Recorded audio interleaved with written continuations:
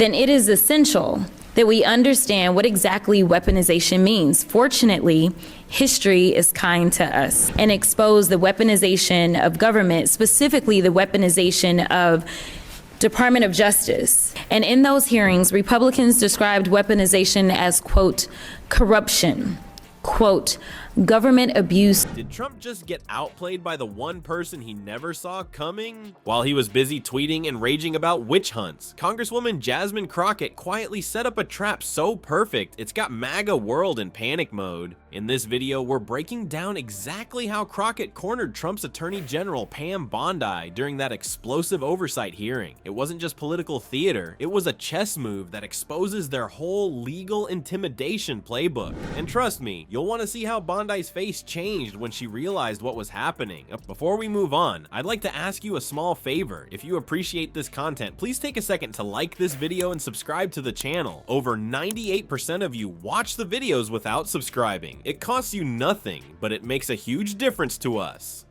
So, did you click the subscribe button?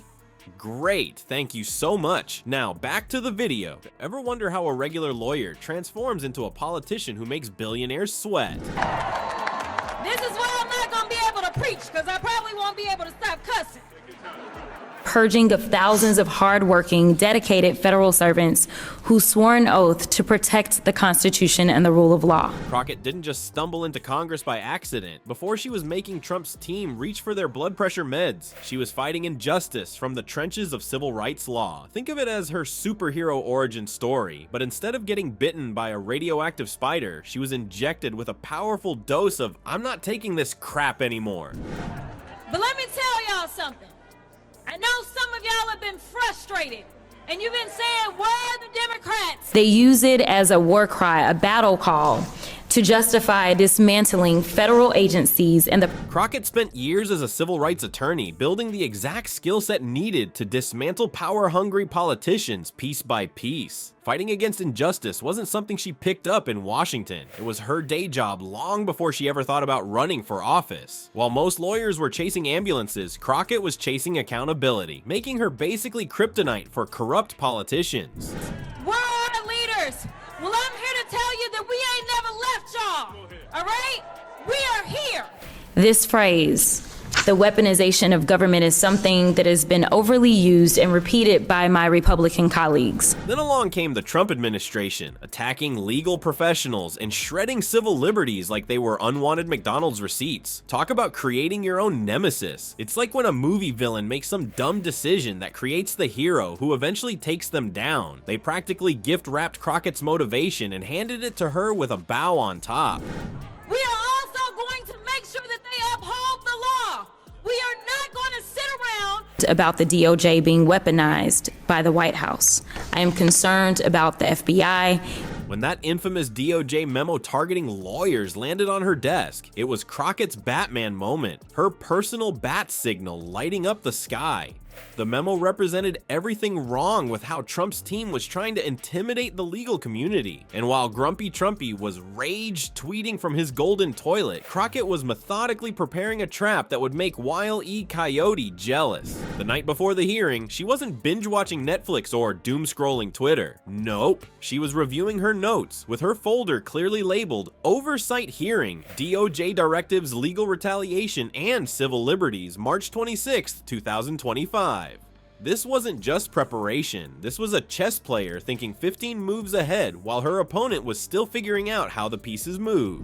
Well, you go ahead and desecrate our Constitution, or you look at the laws that have been passed into law, we're gonna make sure you understand what democracy looks like, and this ain't it, and say, never mind, we'll just ignore that. Instead, we are gonna be in your face, we are gonna be on your asses. What transformed Crockett from an ordinary lawyer to Trump's worst nightmare wasn't just her legal smarts, it was her strategic thinking. She brought weapons to this fight that Trump's team never expected: deep legal expertise, zero fear, and the ability to spot political manipulation disguised as legal mumbo-jumbo from a mile away. When Crockett walked into that hearing room, she wasn't just showing up, she was arriving with a battle plan designed to force the administration to admit what they were really up to. She wasn't playing checkers, She was playing 4D chess against people who thought they were at a potato sack race. And civil rights attorney by trade. I know about the Department of Justice and what they're supposed to be doing. With the political narrative, you will be suspended without pay, have your security clearance revoked. I am also very concerned by a rogue DOJ, or one that is not beholden to the American people. That chess analogy wasn't just clever wordplay. It was about to become a masterclass in political checkmate. The House Oversight Committee hearing room might as well have been a boxing ring, with the American flag standing tall, security beefed up, and tension thick enough to slice with a butter knife. Pam Bondi strutted in with that typical Trump team swagger, probably thinking this would be just another day of congressional theater where she'd recite talking points and walk away unscathed. Boy, was she wrong. When Crockett opened her mouth, the room went eerily quiet. Let's be real clear here. The president can write as many memos as he wants. A memo is just that, a memo. It's not law. It's not above the Constitution. Boom, first shot fired. She wasn't playing around, immediately framing the DOJ's little document as what it really was. Toilet paper with fancy letterhead pretending to be law. Crockett didn't just question the memo, she dissected it like a surgeon removing a tumor. She called it exactly what it was: state-sponsored retaliation dressed in legalese. When a Republican tried jumping in to derail her, Crockett shut that down faster than Trump closes a salad bar. "I'm not assuming anything," she fired back. "I've read the memo, I've read the precedent." You could almost see Bondi squirming as Crockett methodically dismantled the administration's paper-thin excuses. "So now defending citizens is weaponized litigation?" Crockett asked, her voice dripping with sarcasm. From when did representing a client become an act of war against the government? It was like watching someone try to defend putting pineapple on pizza while standing in Naples, Italy. The real trap wasn't just in the questioning, it was creating an official congressional record of the administration's attempts to criminalize opposition. Every word Bondi uttered was another nail in her own political coffin, preserved forever in the public record. Future courts, congressional investigations, and historians will have a documented play-by-play of this attempted power grab. Then came the knockout punch.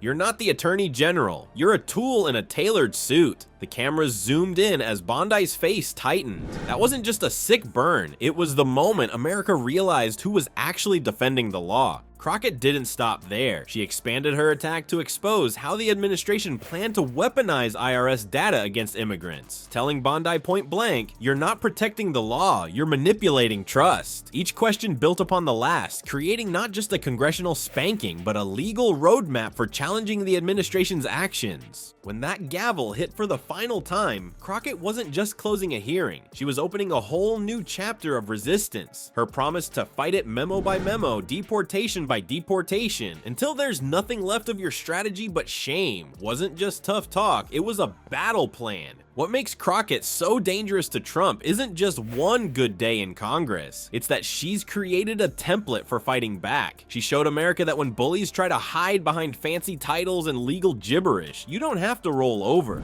Trump's team should be sweating bullets right now because Crockett just wrote the resistance playbook and she's handing out copies.